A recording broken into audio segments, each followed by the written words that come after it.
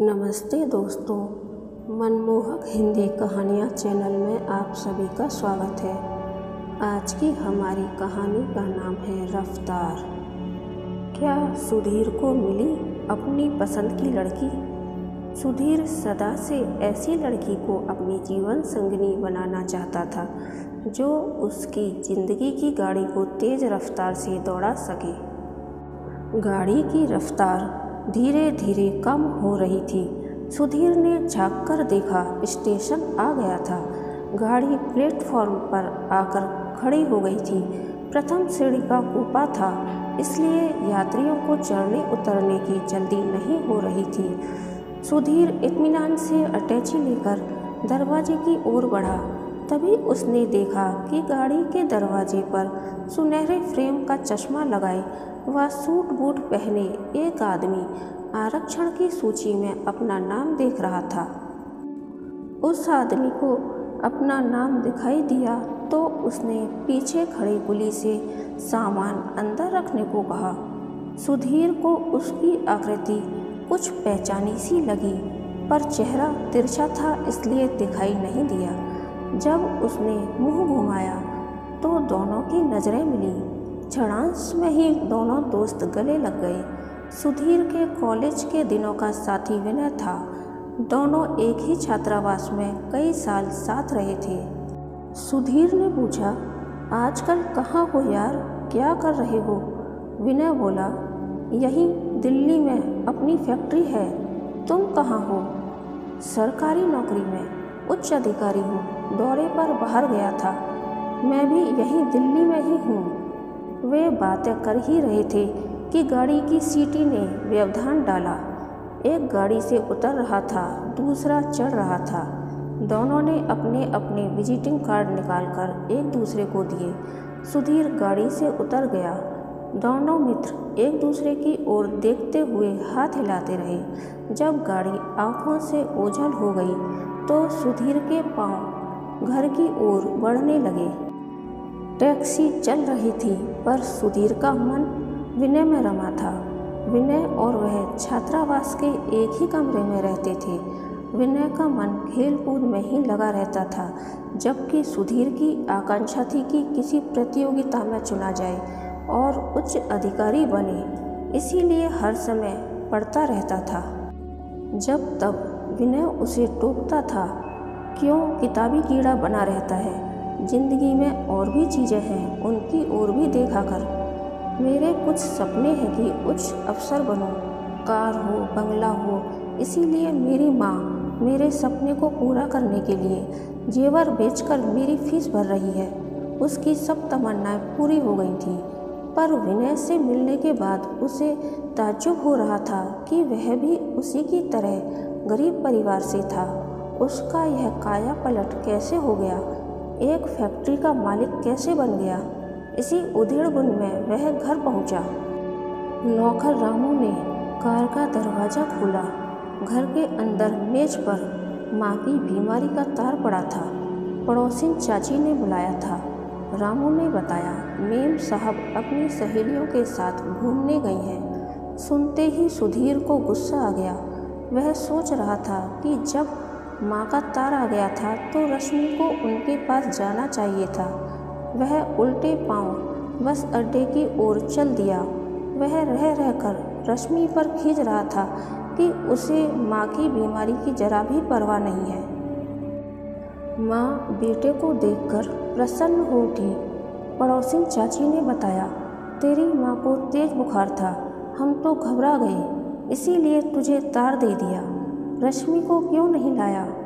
वह अपनी माँ के पास गई है, घर होती तो अवश्य आती। सुधीर जानता था कि गांव के माहौल में माँ के साथ रहना रश्मि को गवारा नहीं है। माँ भी उसकी आदतें जानती थी, इसीलिए उन्होंने अधिक कुछ नहीं कहा। दूसरे दिन सुधीर लौट आया था। रश्मि ने माँ की बीमारी के बारे में ज़्यादा पूछताछ नहीं की थी। अगली सुबह वह अभी दफ्तर पहुंचा ही था कि रश्मि का फ़ोन आ गया।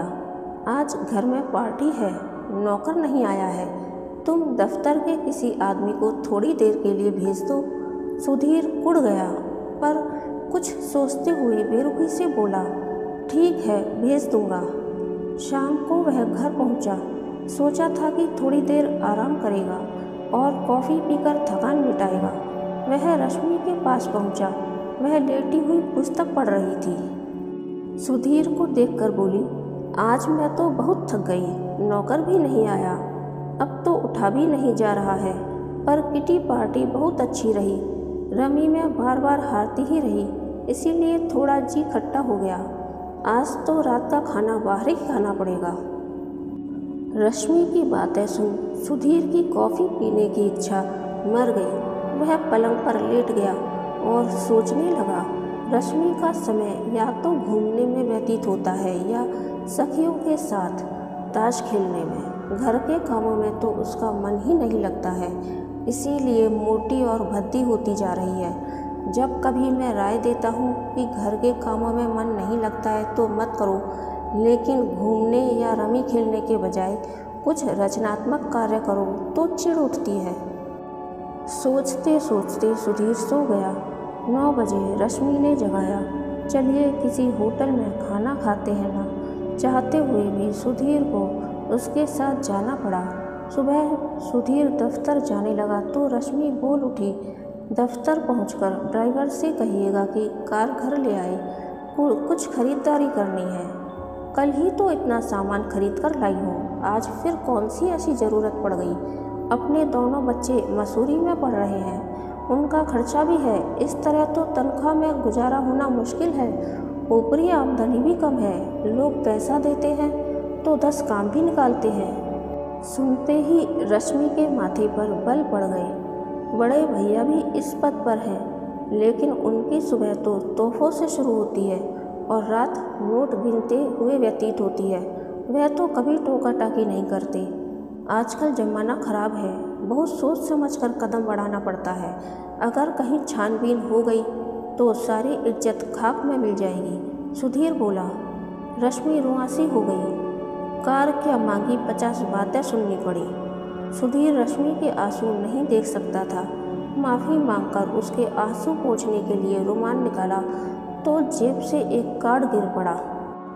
कार्ड देखकर वीना का ध्यान आ गया।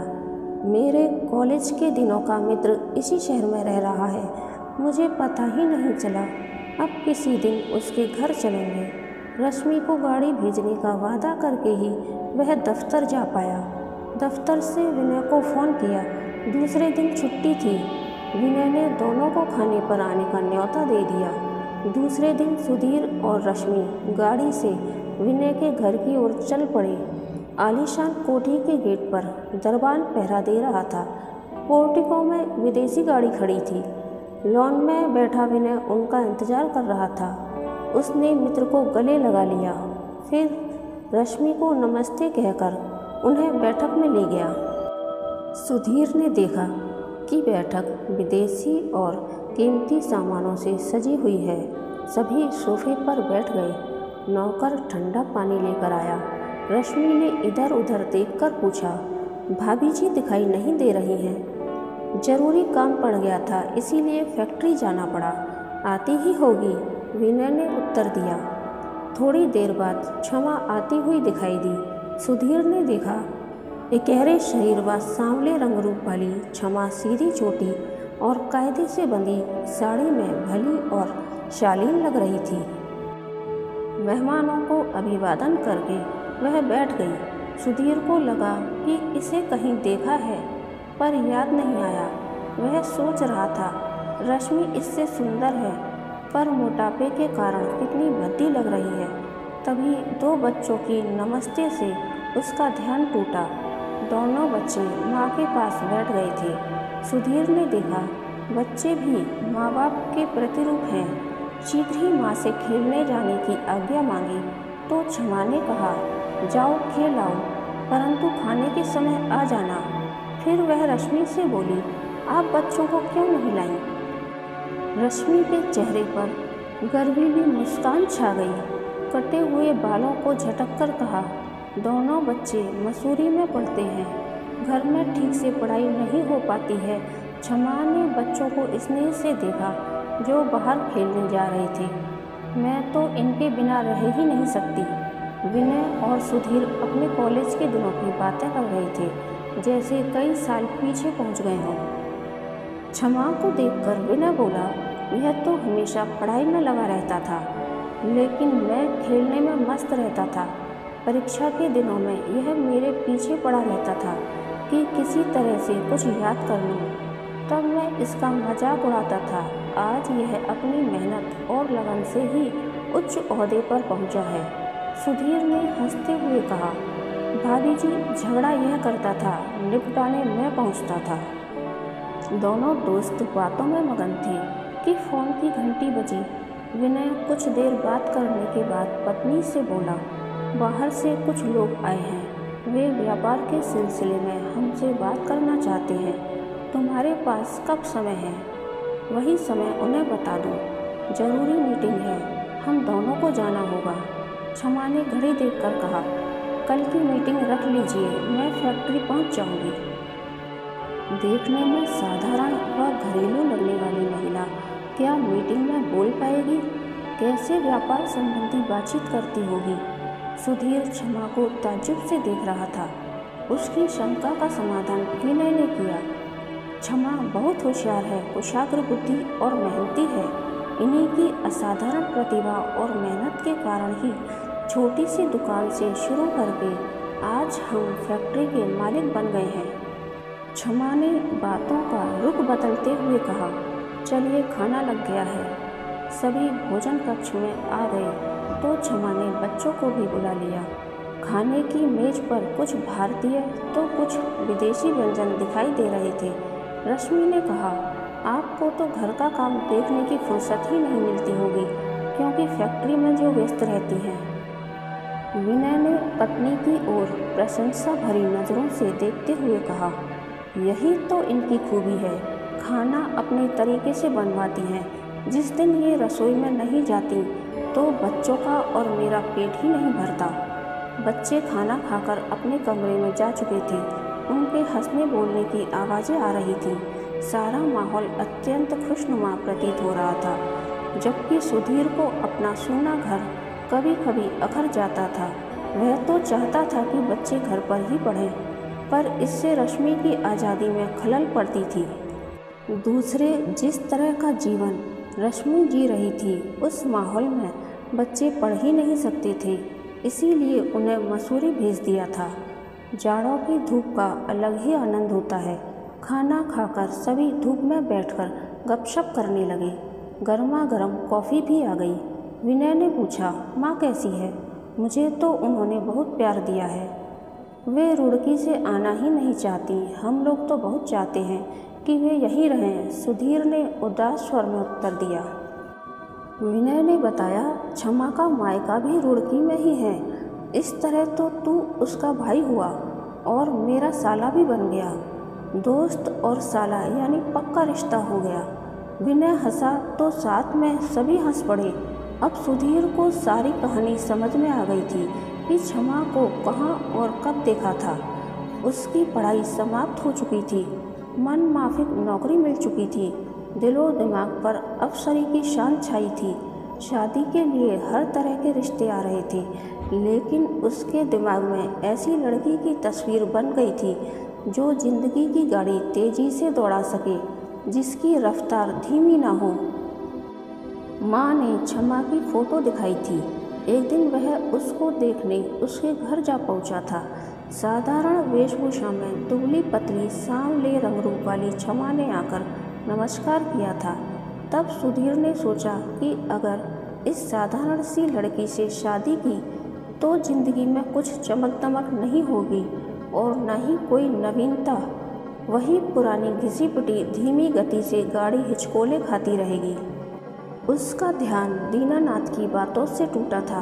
क्षमा बहुत कुशाग्र बुद्धि है, हमेशा प्रथम आई है, खाना तो बहुत ही अच्छा बनाती है। यह गुलाब जामुन इसी के बनाए हुए हैं। सुधीर यह कहकर लौट आया था कि माँ से सलाह लेकर के जवाब देगा।